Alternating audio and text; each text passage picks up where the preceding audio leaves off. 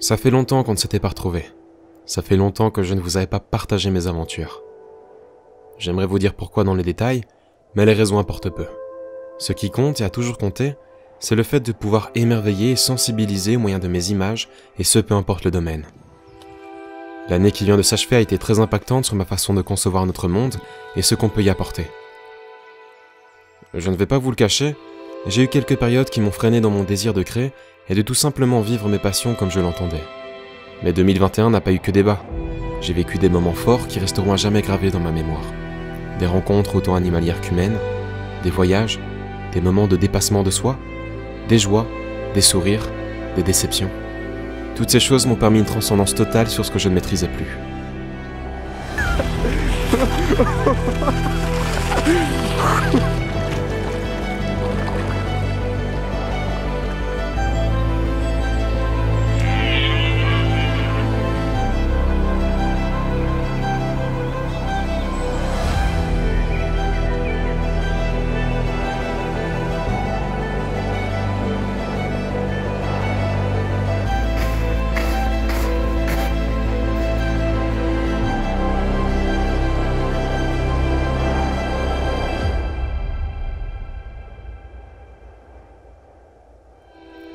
Aujourd'hui, je me suis retrouvé et j'ai plus que jamais l'envie de vous partager mon univers.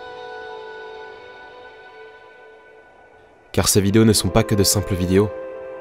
Elles sont, chacune d'entre elles, un livre ouvert sur mon monde.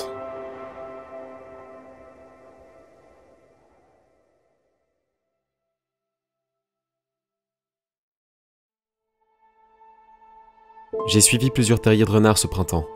Réaliser une rencontre avec les jeunes de l'année est toujours une expérience remarquable, surtout car ces dernières étaient marquées par le souhait de tenir une promesse. Les terriers habituellement habités ne l'étaient pas, et les terriers les moins à même d'accueillir les jeunes ont bizarrement été choisis. Et ce n'était clairement pas pour me déplaire.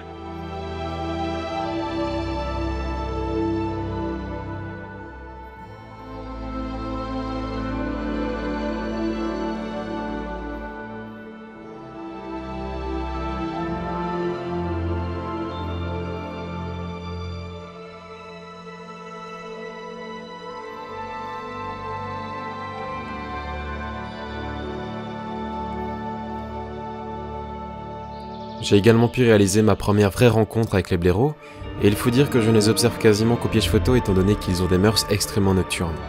Alors la première fois que j'ai réalisé une rencontre en chair et en os, je dois avouer que cela m'a légèrement marqué.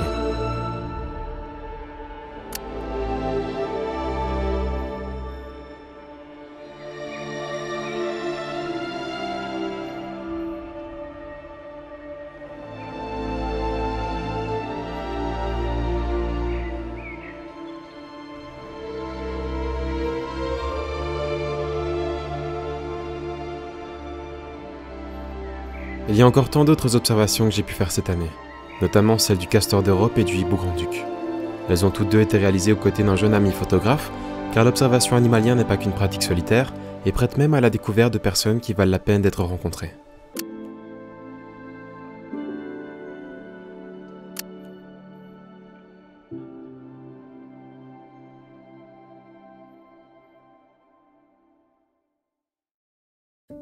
Le brame est une des périodes que j'attendais le plus. Malheureusement, un accident qui provoqua la fracture de mon péroné me bloqua pendant près de 2 mois. Mais dès que j'ai pu, malgré les quelques douleurs et les gonflements, je n'ai pas hésité à partir en repérage quand mon pied me le permettait. Traverser des rivières, patienter, Encore et encore. Construire des affûts.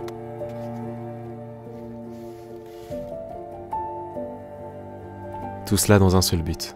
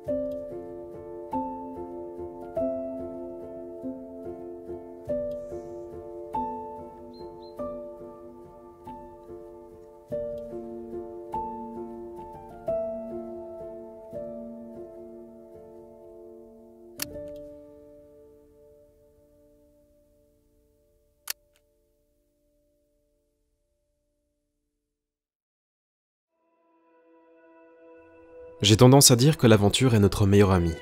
Elle est celle en qui nous pouvons avoir pleine confiance quand le désir de s'évader et de se sentir vivre est présent. Et je pense vraiment qu'à un moment donné dans notre vie, on a tous ce besoin de changer d'air. Pour ma part, c'est dans la montagne que j'ai trouvé l'oxygène qui m'était nécessaire.